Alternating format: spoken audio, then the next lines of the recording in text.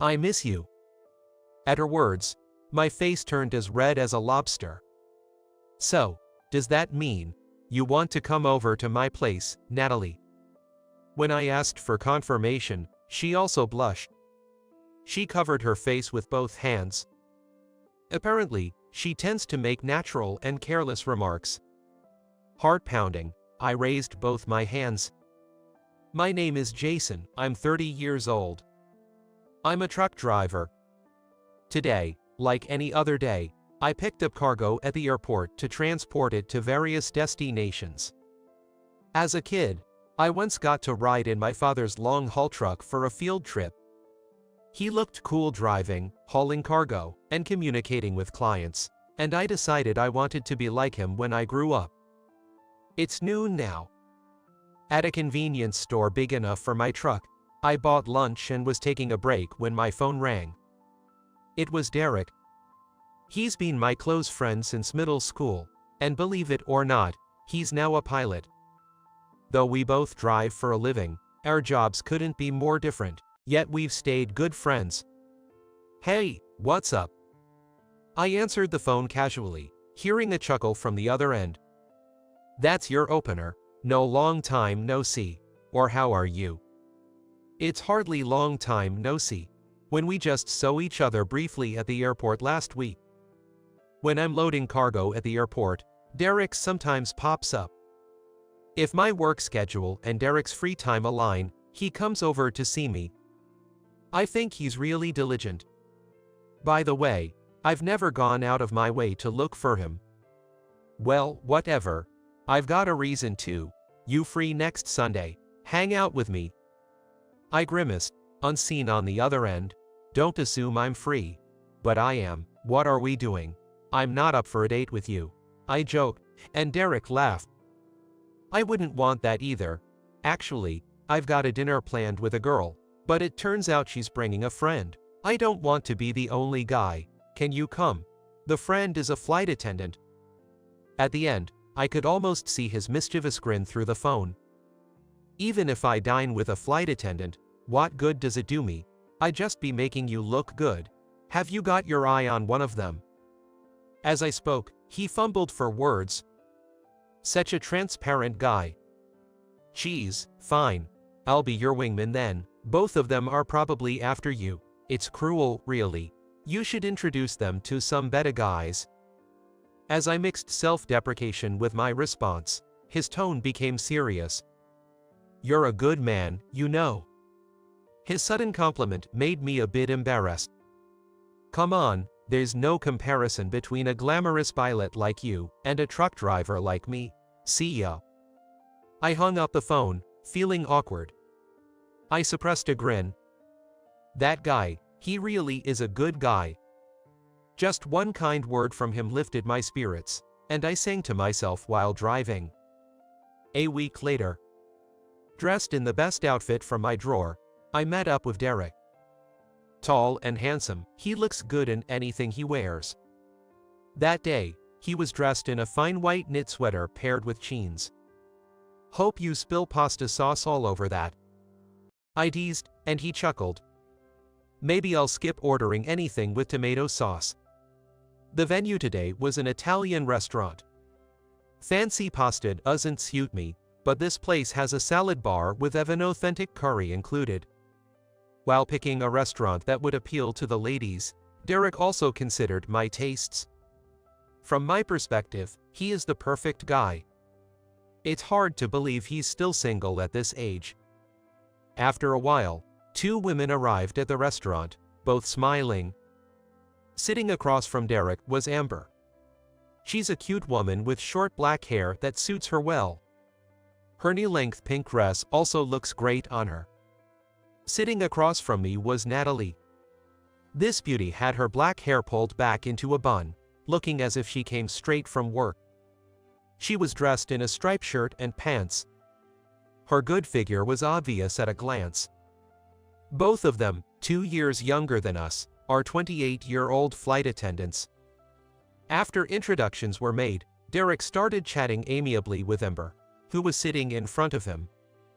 I wondered if she was the one he was interested in as I observed them. It's so obvious, Natalie, and I might as well not even be here. Honestly, I'm not the type who's good with words, nor am I a guy who can chat up women easily. Usually, I mutter to myself while driving my truck and laugh heartily with the old guys at client sites. While wondering what to talk about with her, I safely started a conversation about the weather and the temperature, and she kindly smiled at such dull chatter. After a while, the waiter came to take our orders, and salad plates were distributed to everyone.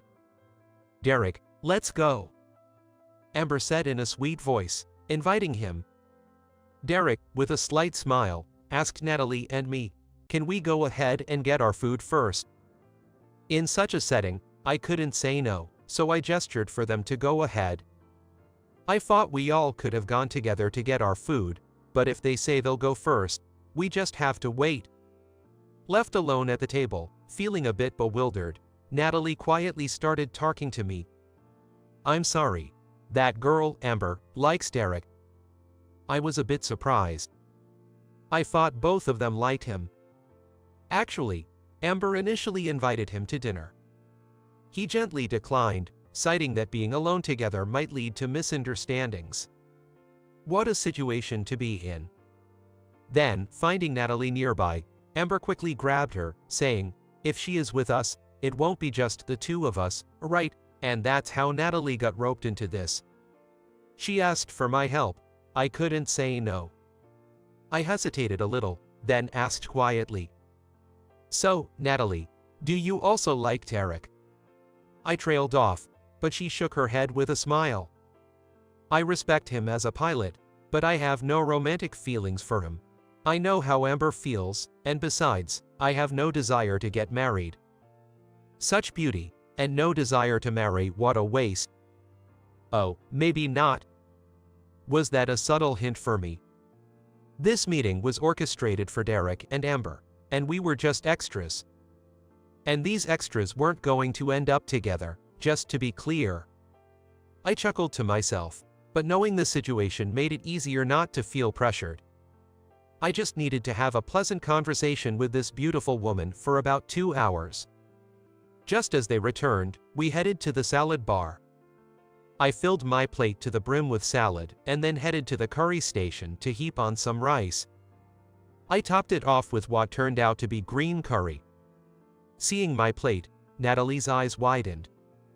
"Are you really going to eat that much curry, even though the pasta is coming?" I grinned and replied playfully, "Because my job is physically demanding." She chuckled softly, "But the curry does look delicious. You don't often find all-you-can-eat green curry, do you?" "I wish I could have some too," she said, looking sadly at my plate. Apparently, if she starts eating curry, she won't be able to finish your pasta. "If you'd like, maybe I could take some of your pasta." When I suggested this, she blushed deeply. "What? No, that's okay. I mean, I couldn't have you eating my leftovers." I was puzzled. "No, if you just share some pasta with me first, it won't be leftovers." At my words, she turned even redder. "Oh, right, yes, that makes sense. Oh, how embarrassing." Trying to suppress my growing affection for the deeply blushing Natalie, I smiled. Then it settled. I really wanted to try the cream sauce pasta you ordered. Seeing her still embarrassed, I quickly returned to our table. Back at the table, Amber was startled by the amount on my plate. Meanwhile, Derek, familiar with my hearty appetite, looked unfazed. But he warned, "You're reaching the age when metabolism starts to slow down. Don't overeat, or you'll end up a fat old man." Still, they were engaged in conversation, so I started eating my salad and curry. "Delicious," I inadvertently exclaimed, interrupting their conversation. "Is it really that good?" When asked, I nodded vigorously. Just then, Natalie returned. Her plate had just a modest amount of rice and curry. She took a bite and her eyes widened. "This is awesome." Hearing this, Derek stood up. "I'll get some myself." Followed by Amber, who also got up. "I want some too," But, oh, my diet, she said. Despite her hesitation, she ended up following him. Once again left alone at the table, we shared a wry smile. Even though the four of us were supposed to be together, it often ended up with just the two of us chatting. The more we talked, the more it became clear how much Natalie loved her job. I don't want to quit my job. That's why I don't want to get married. At her words, I tilted my head. Why would you have to quit your job if you got married? Isn't it normal for both partners to work these days? She smiled wryly at my question. Being a flight attendant is pretty demanding. I often have to work shifts like 2 nights and 3 days, or 3 nights and 4 days, making it hard to balance work and home life. I see, so she often has to be away from home. Then a husband who supports you would be great. There must be plenty of men who'd want to support someone like you. I laughed heartily, but she just gave a wry smile. Men, even if they say that, they still have their pride. Her expression was a bit sad. Actually, my mom was a flight attendant too. Hearing this, I was surprised. A mother-daughter pair of flight attendants. That's amazing. She blushed a bit. She didn't plan to marry either, but my dad kept confessing and proposing, insisting he would support her, and she married him thinking he was the one, but... Her face clouded over. By the time I was old enough to understand, he had become an abusive drunk. My heart sank. Just a few years into maintaining a household, it seems he grew weary of it. Especially around 30 years ago, the belief that men worked outside and women maintained the home was still strongly prevalent. While his colleagues advanced in their careers, he had to leave work on time to take care of his daughter. Cooking, doing laundry, cleaning. Why should I, a man, be doing what women are traditionally supposed to do? And my beloved wife rarely comes home. This became more apparent after their daughter Natalie was born. Despite giving up career advancement to support his wife, he couldn't adapt to the life of supporting his daughter as well. And then my mother, she quit the job she loved, Natalie muttered with a hint of anger. With a hint of anger, she muttered. After quitting her job and trying to stabilize the family, she struggled, but ultimately, their relationship did not improve, leading to divorce. Her father, possibly affected by his drinking, passed away a few years after the divorce. No matter how much they promise to support you before marriage, I just can't trust it. Seeing Natalie suppress her anger and force a smile pained my heart. In my family, my father was a truck driver, and my mother worked part-time. Similar to her situation, my long-haul truck driver father would be away for days on end. During that time, my mother took on all the household responsibilities. Although usually gentle, she would scold us brothers fiercely if we misbehaved. It was as if she were taking his place. And when he came home, she would cook delicious meals, and we would all gather around the dinner table. Probably because your mother was there to maintain the home, you have happy memories, right? Natalie suggested. I shook my head. At one point, she found a job she wanted to do, I said. Natalie looked surprised. She became a tour guide for international trips. Her eyes widened even more. Originally proficient in French, she had worked vigorously as a tour guide before marrying my father. After marrying and deciding to start a family, she quit her job, but while she was happy at home, meeting an old colleague from her tour guide days inspired her to work again. She thought she'd wait until all the children were grown, but wanting to keep her French up to scratch, she suggested to my father that she'd like to study French again. Without hesitation, he said she could just go back to being a tour guide. When she expressed concern about being away from home for days, he promised to switch to shorter truck routes to support the home. Thus, he truly requested a job transfer at his company, which was granted, and he managed the household perfectly. Your father, that's incredible.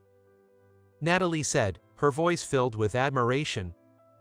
So, Natalie, if you really want to continue as a flight attendant, There are people who will support you, I said with a smile. That's when Derek interjected. If it was Jason, he'd support you wholeheartedly. Suddenly joining in, he said so. Man, you're silly. Why would someone like Natalie consider someone like me? Speaking to Derek, my tone became casual. Regretting my rough language in front of a lady, Derek just grinned. Hey, how's that cat you saved doing? With the topic suddenly changing, I was taken aback. What? Natalie gasped softly, and I frowned. Yes, it's fine now, the wounds have healed, and it no longer needs that annoying thing around its neck. The Elizabethan collar, right? Is that the one? At the airport? Natalie asked in a trembling voice. Yeah, that's right. As I was about to leave the airport after loading up the truck, some jerk hit a cat and just drove off.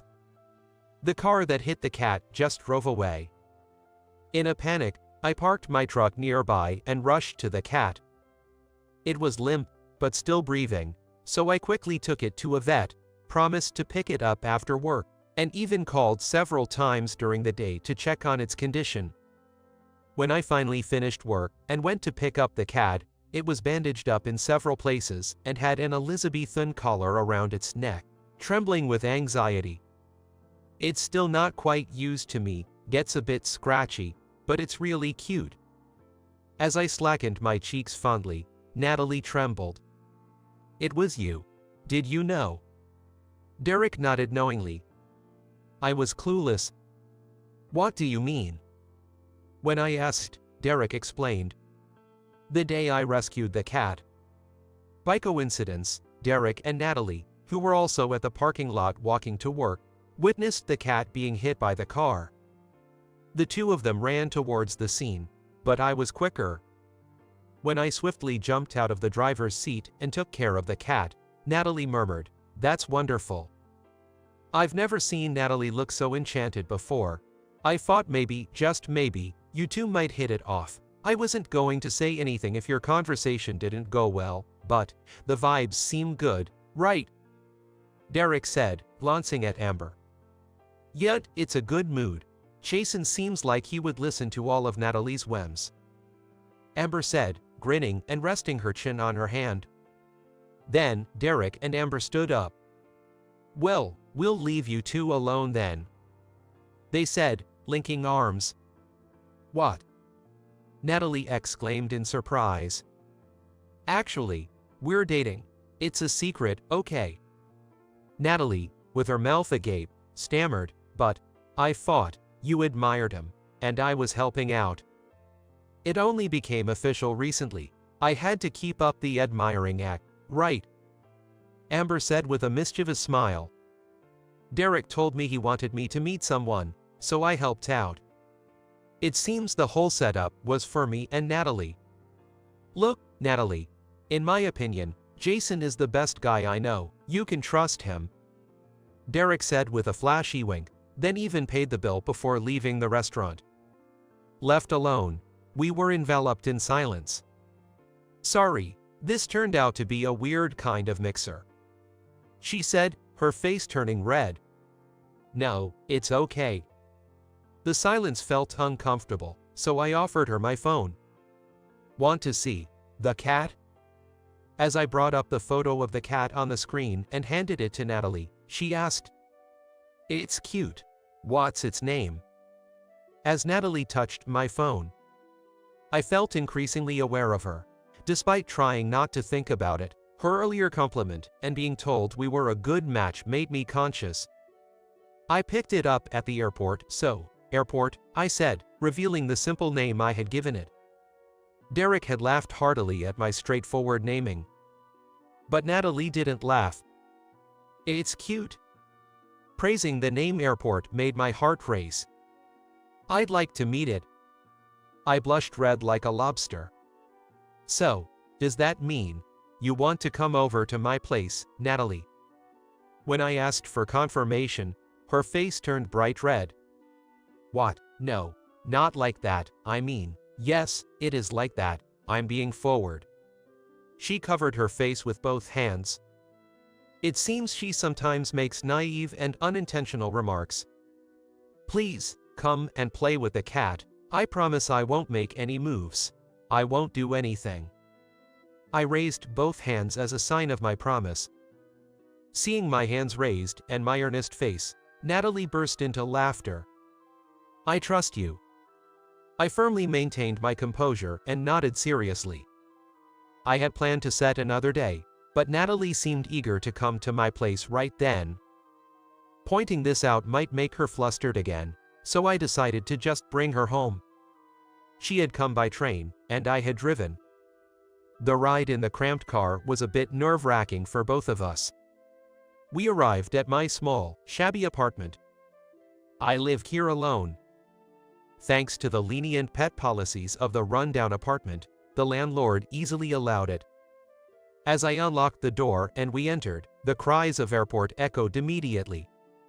Airport, deciding not to exert any unnecessary effort, finally warmed up a bit after seeing me. Usually, it just meows once and then zones out, but knowing there was a guest, Airport started circling around Natalie, sniffing and observing her. I chuckled wryly, urged her to sit wherever she liked, and started boiling some water. She looked around the room curiously. It's quite clean. Cleaner than my place, maybe. Hearing this, I chuckled. I don't have many belongings to begin with, and my parents drilled into me the importance of housekeeping. Like my father suddenly taking over the household chores to support my mother's job, life is unpredictable, and they wanted me to be able to manage on my own, so I was thoroughly trained in domestic chores.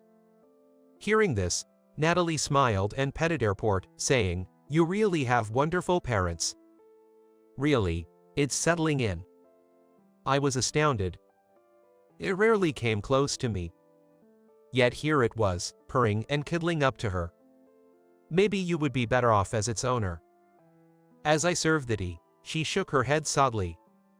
No, I can't. I'm away from home too much. Then, looking at me as if realizing something, she asked, "By the way, Jason, aren't you often away as well? What do you do with Airport when you're gone?" Scratching my head, I admitted, "Actually, I got a transfer." Natalie's eyes widened. Picking up the cat made me first consider what would happen while I was away. I thought about having my parents take care of it, but since I was the one who found it, I felt responsible to handle it myself. My company has two main operations: loading cargo at the airport and transporting it long distance, and loading cargo and distributing it within the county. I applied for a transfer to the local distribution. Actually, I swapped places with my father. My father, who works at the same company, had switched to local routes after deciding to support the household, and had continued on that path.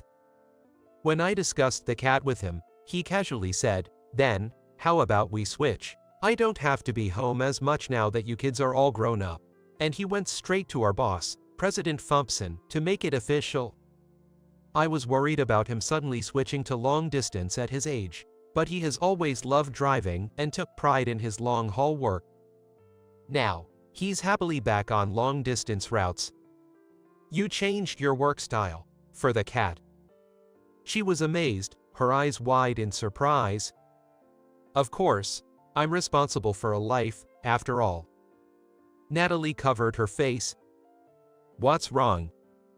Concerned she might be feeling unwell, I was met with a shocking confession. "I think I'm falling for you, Jason." "What?" I yelled out in surprise, so loudly that the neighbor banged on the wall. I had forgotten about the thin walls. Decades later. "Hannah, Tommy, did you brush your teeth? Got everything ready?" My calls were met with a languid reply from Tommy, a first grader, and a firm "I already did it" from Hannah, a responsible third grader. These were the precious children Natalie and I had together. Unbelievably, since then, we started dating, moved in together on a trial basis without any major issues, and despite my doubts about proposing to a beautiful flight attendant like her, I went ahead with a proposal, prepared for rejection. But Natalie excitedly exclaimed, I've been waiting for this. I've always been waiting. I'm so happy." And she hugged me tightly. She confessed she couldn't say it herself because she felt like she would be a burden. But that wasn't true at all. Indeed, being a flight attendant is demanding. Only after we started dating did I fully realize it. Even though I knew about Derek's pilot schedule, the actual days I could spend with Natalie were incredibly few. Although I sometimes felt lonely, seeing Natalie so vibrant and passionate about her work was incredibly heartwarming. She was truly precious to me. At the same time, I discovered that Natalie was quite disorganized when it came to personal life. The first time I visited her apartment, I was surprised. It looked tidy at a glance, but suddenly, a closet's contents came tumbling out like an avalanche. I couldn't stop laughing.